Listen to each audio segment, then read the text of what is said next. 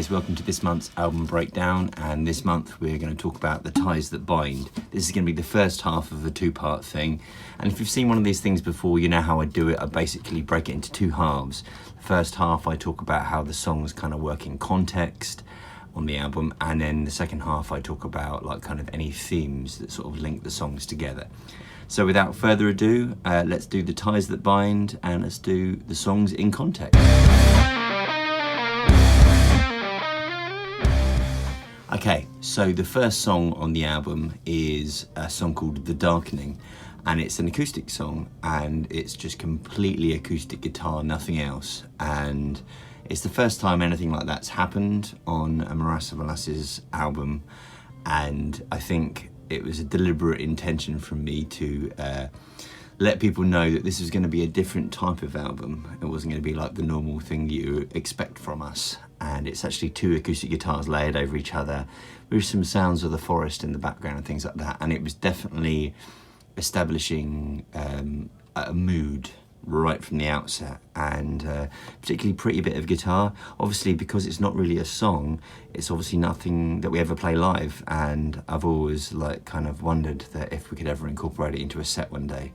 So who knows, maybe for the future. So that's The Darkening. And then that, like a lot of the songs in this album, that then blends into the next song, which is Woe Betide, which is a kind of a statement of intent, really. This song, when we wrote it, we wanted to sort of show people the new places we're going to go to on this album, and it sort of smacks you around the face straight away, and as the song progresses it takes you on a journey, which is kind of what the album does. So it's a little bit of an overture almost of how the album is going to progress. I love it. It's a great one to play live because it's got lots of energy to it, but it's also got some nice light and shade going on, and kind of got a runaway ending. It's got everything really. Also, it marks the first foray, or the first example on this album of the new style of songwriting in terms of lyrical content, because this, rather than the last album, which had dealt quite a lot with myth and that, and had started to like think about the idea of my own myth, as it were, this was the first song on this album that is definitely about something that I've experienced. It's a song basically about betrayal, and it's that was the first time I'd done that I'd been that exposed on a song, so that was interesting. Okay, so then the next song on the album is the single, which you should all probably recognise, which is Death of All.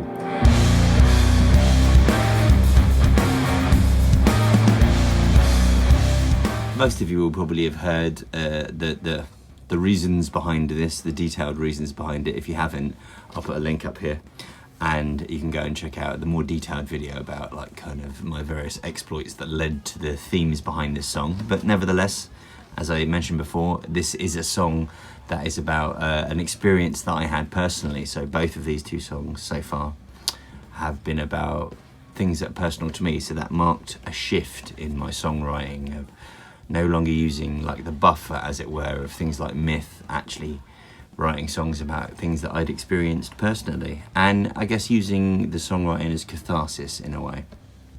So then again, as you will continue to notice through this album, that song then blends. In fact, I think pretty much all the songs in the album blend into the next one, and that was a deliberate thing. And then the next one is another live favourite, actually. Just recently some people have been telling me how it's their favourite song, which is A Stranger. Now, this straight away, as soon as this starts, you can instantly tell we've gone to a different place. You've just had two quite upbeat songs. You've had Woe Betide and you've had Death of All. Then all of a sudden everything slows right down, and we effectively are in a much more bluesy territory. And it was the first time I think that we've ever like really gone, you know, we've got that blues side of us, let's really engage that, let's really see how bluesy we can get and still be us, obviously. And it's probably one of the songs that I'm the most proud of that I've ever written. It was a lot of work. It was really hard to write, actually, both in terms of the music and in terms of the lyrical content, which is again It was some very personal things that I was dealing with in this. Going back to things that had happened to me in my life and sort of trying to rebalance them and like rewrite the script of how I thought about them. Ended up coming out at the end of it like feeling better about those things. But this song itself, both the writing of the song and to a certain extent every time I perform the song, is catharsis in action, really. Some amazing performances on it. I mean, Phil's guitar on it, some of the blues parts that he plays, absolutely incredible, and Raj's drums, amazing. You know, it's a song that manages to feel like a song, if that makes sense. But it still sounds like us. It kind of manages to keep its integrity, but also be quite accessible, be abrasive, yet be smooth. It just kind of has a bit of everything, really. And it's whenever we don't put A Stranger in a set, I always miss it because it's one of my favourite songs, I think. So yeah, if you want to check out a more in-depth thing, I'll put a link up here.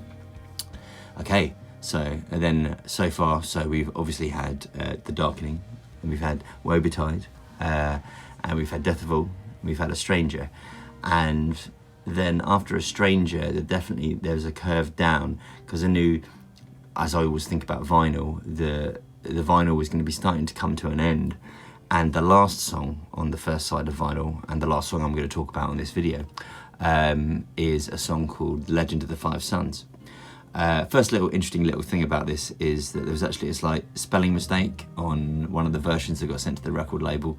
So it's actually about suns, as in suns in the sky, and some of the things on some of the record label things actually said sons, as in my son. But you know, that doesn't really matter. That's kind of an interesting quirk that I quite like about this song. So the first thing to note about this song is it's the feel of it. It just instantly takes you into a different place, and I think it achieves that better than any song I've ever done before, because it just like, you just slide gently into this sort of warm, folky 70s world. Acoustic guitars on it, but used in a different way from the first acoustic guitar. The dual vocals of me and Sean singing together, and just the way that the interplay between those two vocals. And there's flute on it, played by Matt from Trevor's Head, and it just feels otherworldly. I guess this is the only song so far that has been about something other than just me. The concept behind it is the concept of sacrifice, and I actually kind of delved into some Mesoamerican kind of Mayan myths and mined a little bit of stuff from that. If you want a more in-depth thing, I'll put a link up here. But the song itself is just quite a beautiful song, really, and really proud of it. It was one of those songs where it was only really in the studio that it completely came together, and I was like gobsmacked at how amazing it sounded. So yeah, very happy with this song. Okay, cool. So that's all the songs in context on the first side, because I'm only going to deal with the first side of the vinyl, and then I'm going to do another video, otherwise videos will be really long. Okay, so now I'm going to talk about the themes.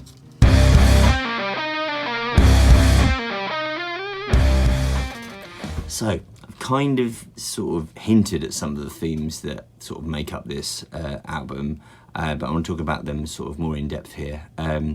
So the first major thing that's obvious that I've talked about a lot is that I started to get braver with my songwriting, I think, and I started to, like I say, get rid of some of the buffers and started to just write about experiences I had.